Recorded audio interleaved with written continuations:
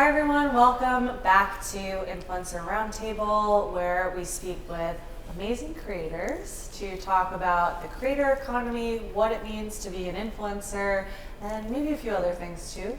My name is Regan. I am the founder of Coastline Creatives, which is a digital-first talent agency, and I'm joined by some awesome vegan and plant-based creators who are joining us in Florida for our Veganuary house, which, if you're not familiar, Veganuary is the celebration of going vegan during the month of January, I guess. You guys can tell me if I'm wrong. Yeah. But I'd love for you to I'd love for you to go around, just quickly introduce yourselves, your name, your handle, where you're from. We'll start with Francesca.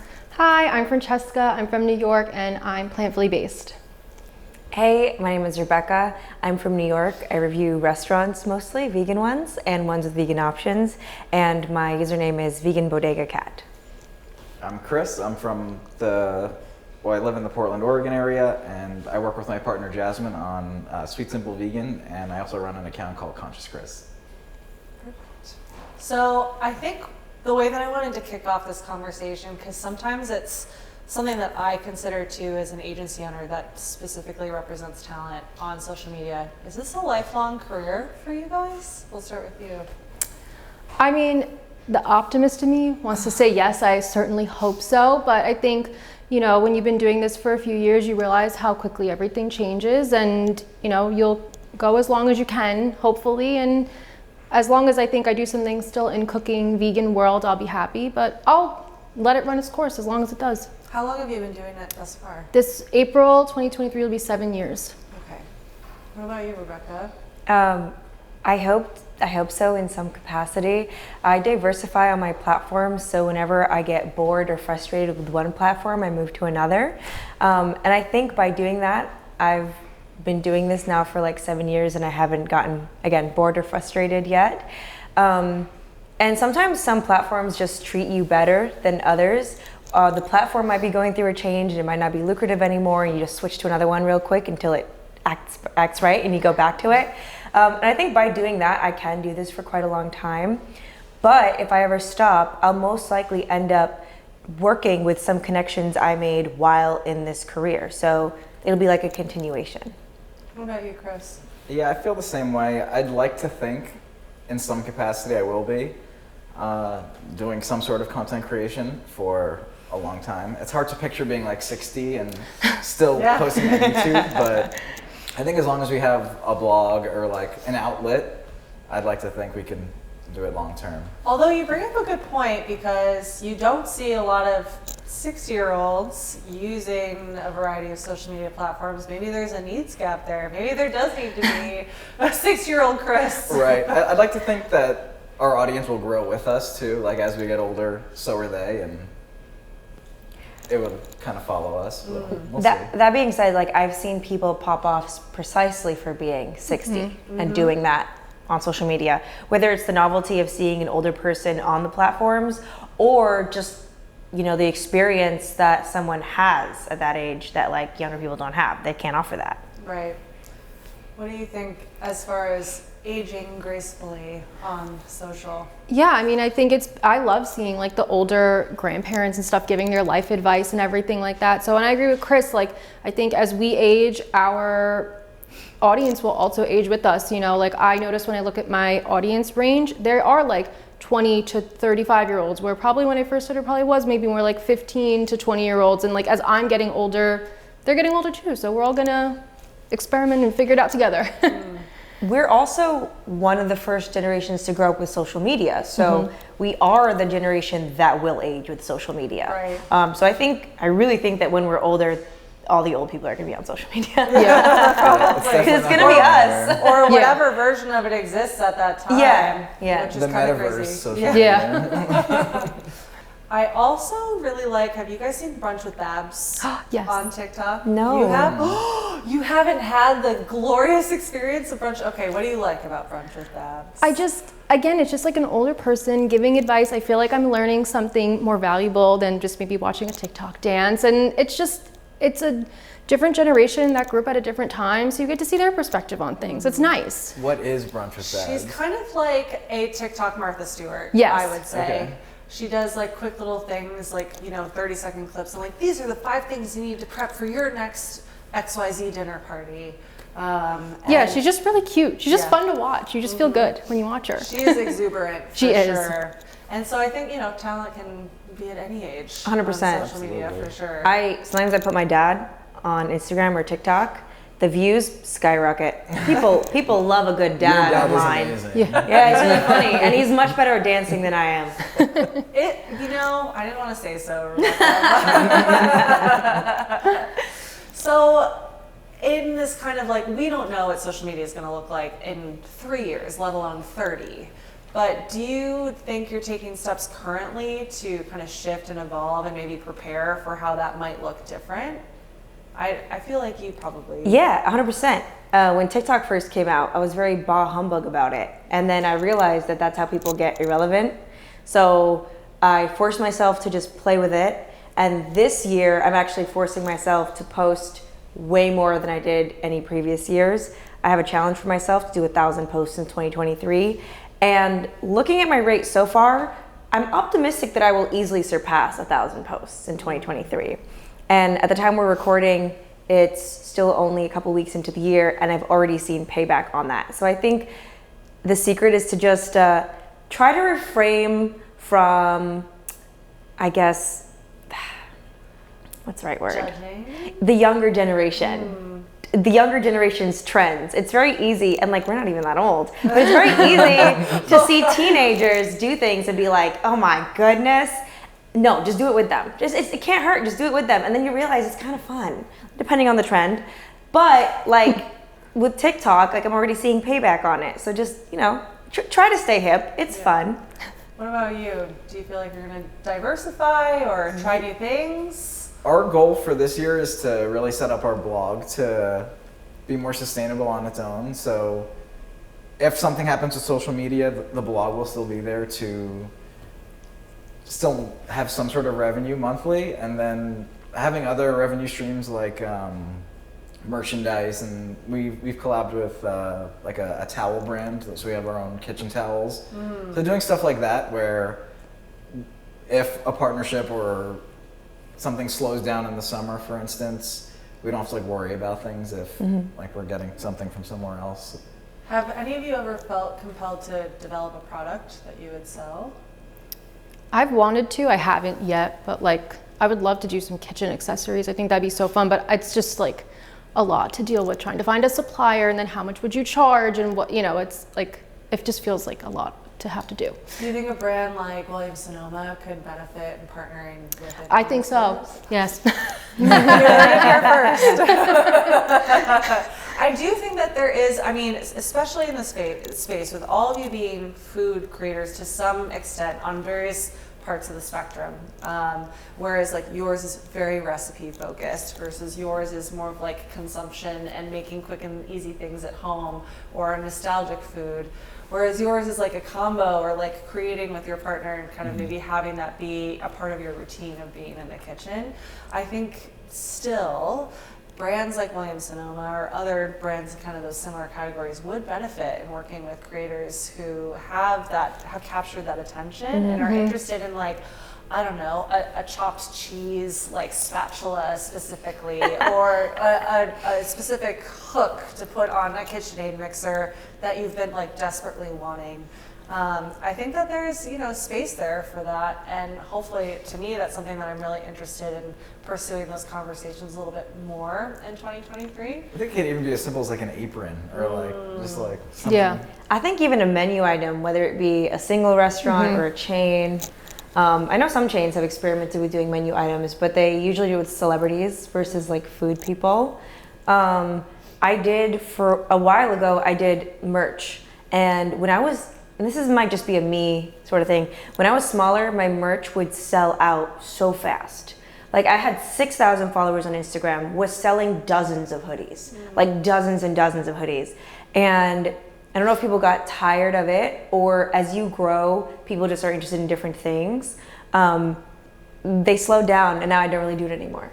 Yeah. That's so interesting. Yeah.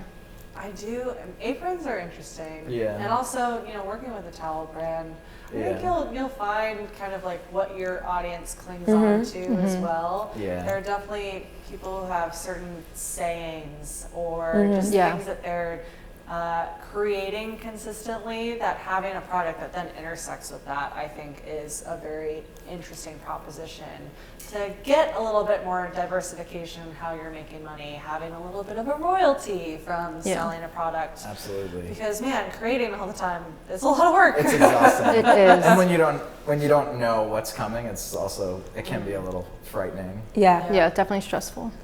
So I want to go back to your 1,000 TikToks in a year, or as you so lovingly called it, shit posting. Shit posting.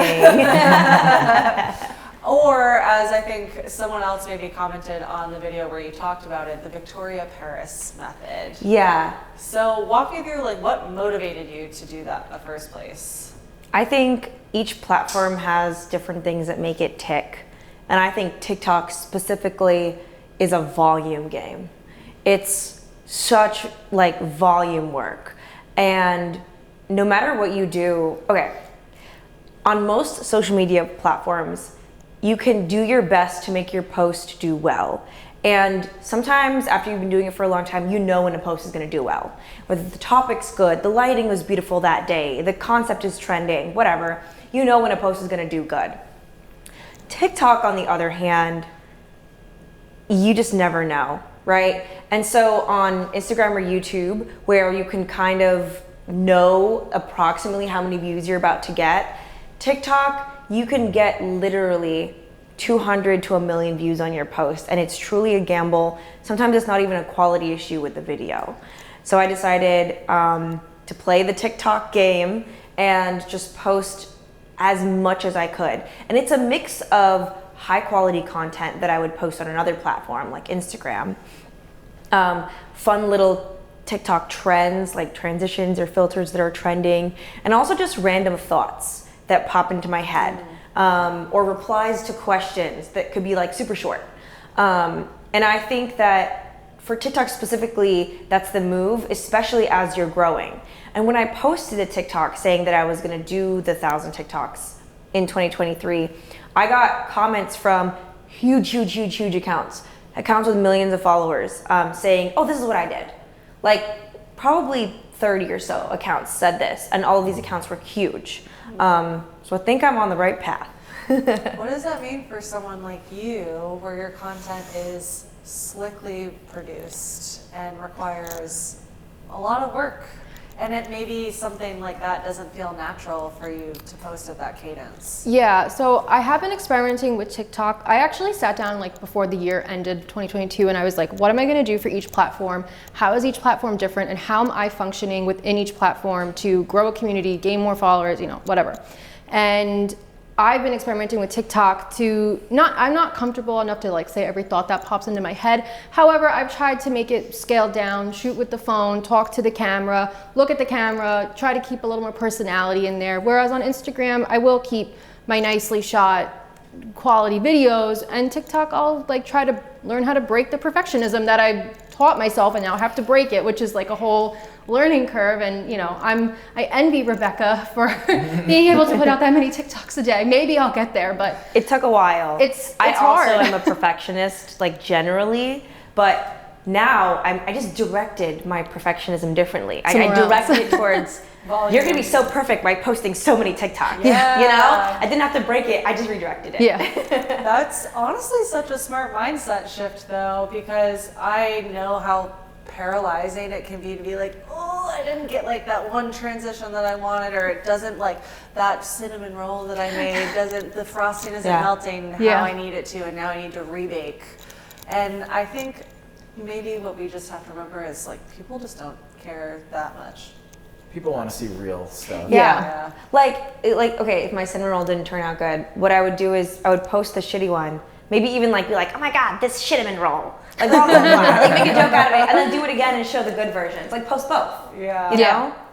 I think like then you get 2 TikToks out of it, and chances are you'll get more engagement on the first one, Oh, whether totally. it's people giving you advice on how to make it better, even if you don't need it, or people just commiserating with you, being like, "Oh my God, this happens to me too. How did you fix it?" And then that gives you an opportunity to show them the good one and show them like what you did to fix it. You know? Yeah, 100%. So that's a good short-term solution to keep kind of like rolling with the social media punches per se. Do you have longer-term visions? Is there a cookbook on the horizon for any of you? I know you have published recipes and a book digitally, Yeah. correct? Well, I have a hardcover book, and then I have like 2 ebooks. Yep. So as of right now, no, I would love to do a second one. You know, it's always an amazing feeling to like see your book in Barnes & Noble and stuff, but as of right now, no. Well, buy the other one. Yes. It's a lot of work, right? It was a lot of work, yeah. It was like 3 or 4 recipes a day. Shooting them, it was a lot. Wow. So. What about you? We've dabbled with the idea. We've talked to a few publishers about a cookbook. It's definitely a goal for this year or next year, but we just came out with an ebook that's simple, 10 recipes. But otherwise, it is a goal, but it's also quite daunting and scary. I can only imagine. But yeah, wow, so much work. I think people don't realize just Yeah. like the thought and effort that goes into producing this physical, tactile thing. Yeah. That then when it's done, it's done. Yes. Right, Yeah, yeah, there's yes. no editing. There is no editing. I think the scary part is creating the cookbook on top of doing your social media stuff, like You can't take a break. just layering everything. Is, Yeah. I like scaled back a lot because there was no way I was going to get other extra content out. So I just like reposted stuff and posted new content when I could. But you know, you can only do so much in a day. Exactly. Yeah. There's only so much sunlight and so many hours, and like, what are you going to do? So Right. Yeah. That kind of brings me to a different question, and maybe we'll take this conversation slightly differently. What do you feel like you can offload right now as a creator, if anything? Which maybe some people are a little bit more reluctant than others, but as somebody who's now owned a business for 8 years, I remember the first time that I hired somebody, and I was scared absolutely shitless that they were gonna fuck everything up. And guess what? There were quite a few fuck ups, and that's the reality of growing, though, and also like, serving my sanity and making sure that I have space for a social life and to do things that like, this is why I work so hard, versus just working 18 hours a day, 7 days a week. Because I think as a creator, we can get into that grind. Yeah. And also, I think all of you create at home, and you're in the space that you're working in, and you always have an excuse to keep working. Yeah. So what are the things that you can offload? I think that's an interesting conversation. Jasmine and I actually just took a step. Last year we hired a video editor, and then we have a copywriter who helps us with our blog posts, and a recipe tester. So we took a lot off our plates in the past year, where we were working nonstop all day, to now we can take some free time. It's a little more added pressure because we got to make sure that enough income's coming in to make sure we can pay everybody. Right. But it also frees up time where we can create more freely and create more content. So that's what we've done. We'd like to hire somebody for social media at some point to like help us with posting, or even like a strategist. But Yep. How does that factor into the conversations that you then have with brands who might be questioning the cost of your content? Do you even bring it up to them? not really. Is it worth bringing it up to them, or for them maybe having an understanding that there's a greater team that helps produce content at this volume? I guess at that this would quality? help, yeah, because I guess that they might think it's just us doing everything, and the rate might not reflect that. But I guess that's a good point. Yeah, it's Yeah. probably worth bringing that up. I think that is kind of a fair assumption on the brand and agency side. Is this is their thing, they're doing it. You know, maybe they pay somebody to do their taxes, maybe they pay for childcare, but they don't make that assumption that there's a larger team. I didn't know that you had all of those people that were assisting you on some of those more tedious tasks of being a creator. What about you? What do you think you can take off your plate? I mean, there's a lot I would love to take off my plate, but I mean, sometimes I think like a virtual assistant could be nice, you know, or I would even love, it is weird because you are cooking in your home. I would love like kind of a sous chef, I guess, in a way, like someone to prep all the veggies and clean all the plates. Because that's another thing too, like, okay, so it just took me 4 hours to shoot this recipe, and now I have a kitchen to clean. That's gonna take me another hour, and then I have to bring all my stuff upstairs, and like, you know, it's a lot of added time. So I don't know, there's like, but it's hard when you are kind of a control freak and you're afraid to give up things. Also, I mean, the grocery shopping. Yeah. There's a lot of like other little tasks that go into creating your specific style of content that you gotta start layering in there. All of a sudden, something that feels like, oh, it's 3 hours to shoot this. No, it actually becomes a full day of work when you put everything together. What about you? I don't think I can right now. Maybe I could offload like editing of my YouTube videos, but Do you feel like you have the special sauce? no, in some way, yes. Okay.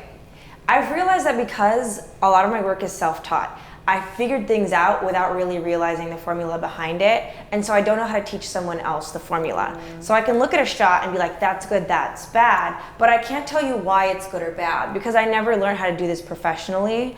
And so I have another job where I run a jewelry business for my family. We have a family business and I do all the social media for that. I did offload some of the content creation for that to someone that we hired, and I've had a really hard time teaching her like what's good, what's bad, because I don't know how to like exactly tell her what's wrong with the clip other than I don't like it. And that's really hard for both of us because like she'll get frustrated and I'll get frustrated. And honestly, like she's doing really well. She's learning as well as can be expected because I'm not a professional either. I just kind of know what looks good. I just know what'll grab someone's attention without knowing why.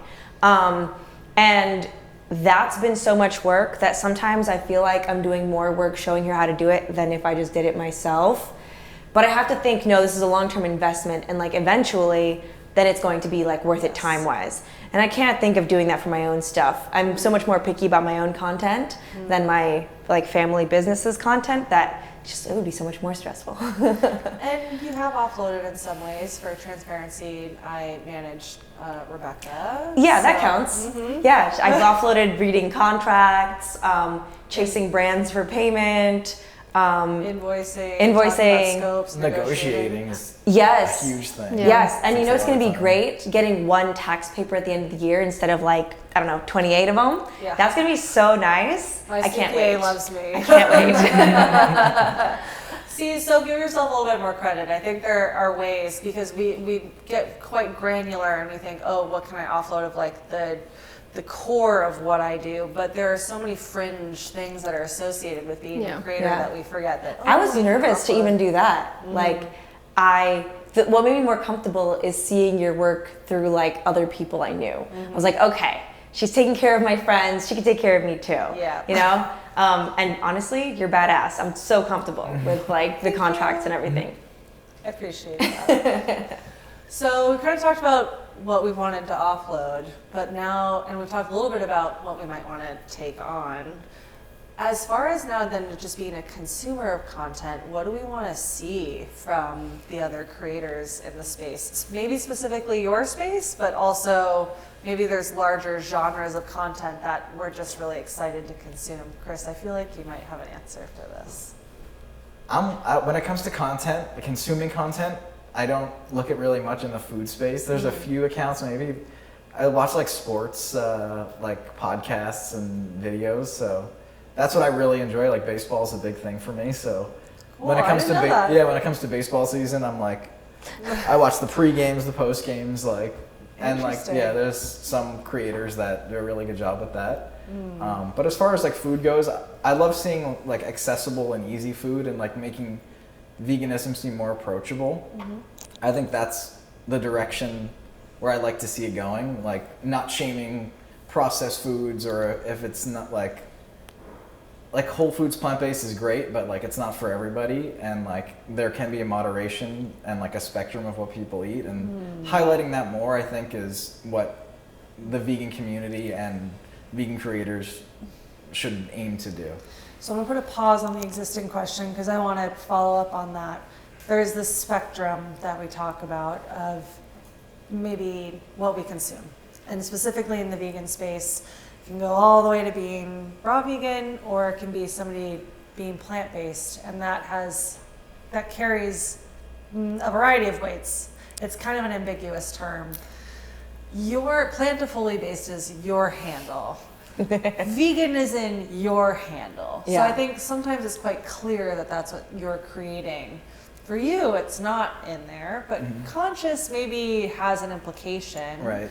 Do you feel like you're at a benefit from not saying that within like your handle and how people know you and recognize you in some ways? To a degree, I feel like it gives me a little bit more room to play with, but at the same time, most people who follow us know, or if I use the term butter or cheese without prefacing that it's vegan, new people might be like a little confused. So that's the only thing where it can get a little confusing if I'm not overly specific about things. But Yeah. Honestly, I want to eventually remove the word vegan from my username. I think it's too limiting.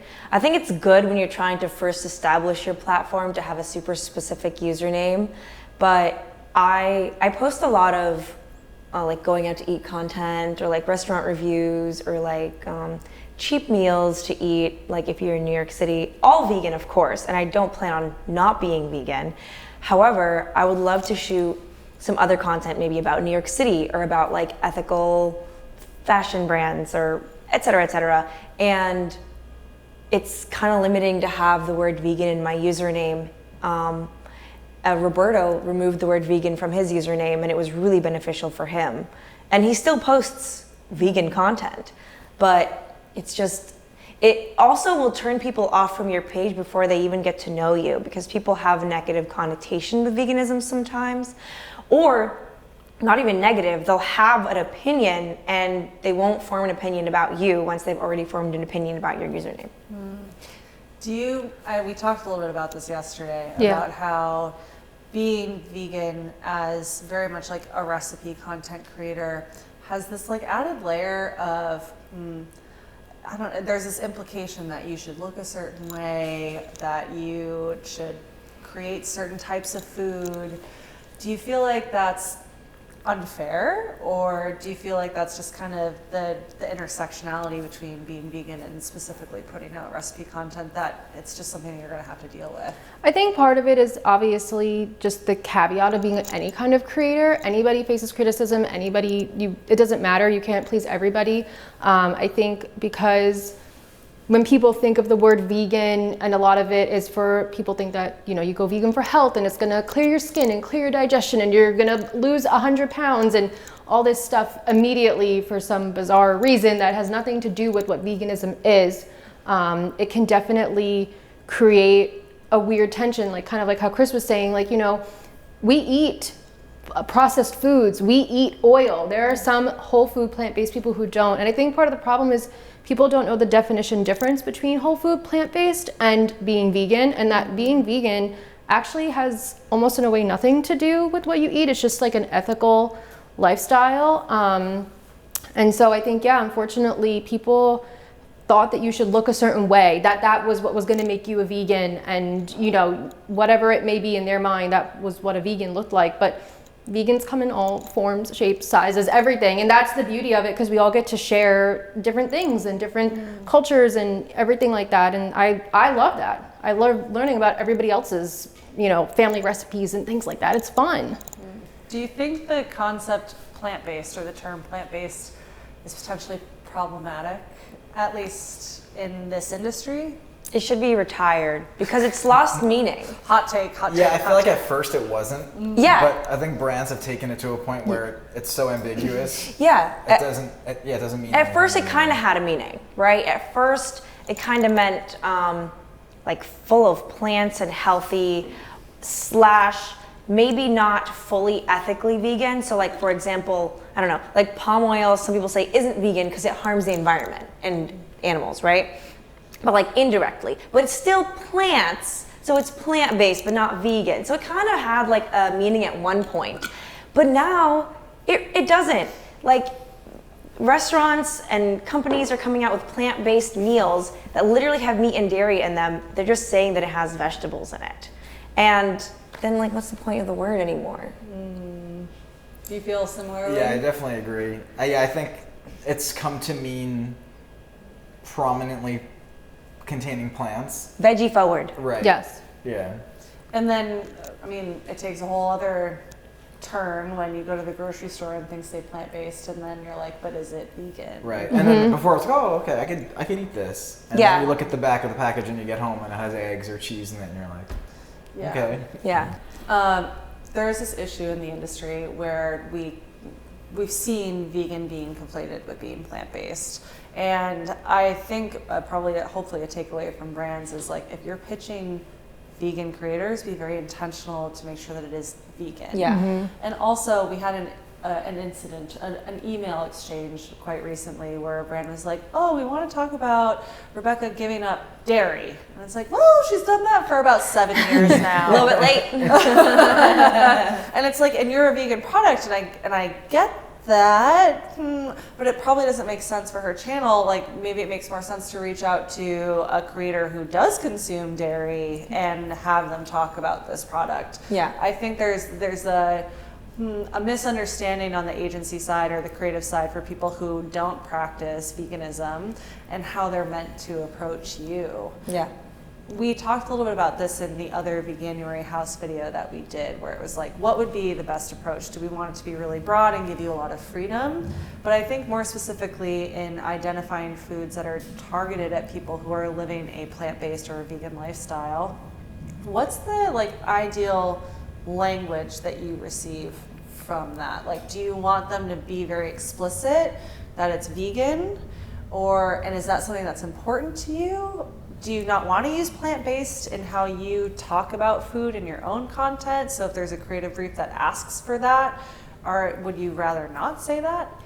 I don't mind saying plant-based. The problem is plant-based has 2 meanings now, and the meanings are opposite. So like plant-based could mean a veggie forward food with a lot of animal products in it, or it could mean I'm so vegan I only eat healthy, which is literally the opposite in terms of like your eating style. Well, not literally, but y'all know what I mean. Whether it's like very vegan or not vegan at all, and they both have the same word. So I don't mind using the word plant-based when I showcase a product, because the one good thing about the word plant-based is it does not have as much of a negative connotation as vegan, and so people might be less scared to use the word. And brands might think that the product will sell better if it doesn't have the word vegan on it. So I honestly don't mind it. I just wish we would tighten up the use of it. Is there another phrase that they could be considering? Like, it doesn't contain any animal products or byproducts? No, because animal free is now a new term that is used to explain dairy that is made without animals. It's a new technological thing that's coming out. Well, you learn something new every day. And I think that term will be, like, animal free will be used for other, like, cell-based. Yeah, so right now, a company called Perfect Day Foods came out with animal-free dairy. It's literally dairy, actual dairy. It's just they use fungi, right, to make it. I think they use, like, a synthesized whey. Yeah. Yeah, no, but something's making it. Like, there's a fungi or a mushroom making it. Don't quote us. Don't quote us. I can do that again. So that's okay. I think that's actually kind of helpful that we don't know all the answers. Yeah. You guys are so entrenched in this industry that like we still don't know what we should be saying and what each of those terms mean. So having some explicit language that we all feel comfortable with is still a necessity for us in 2023 because we're not quite there yet. I think because there is such a negative connotation with the word vegan, and like I don't want to turn people off immediately who aren't vegan to my content. I've started to use, like, I'll say dairy-free cheese or like egg-free mayo instead of like vegan cheese or vegan mayo when I'm like doing a voiceover or like doing something like making a reel.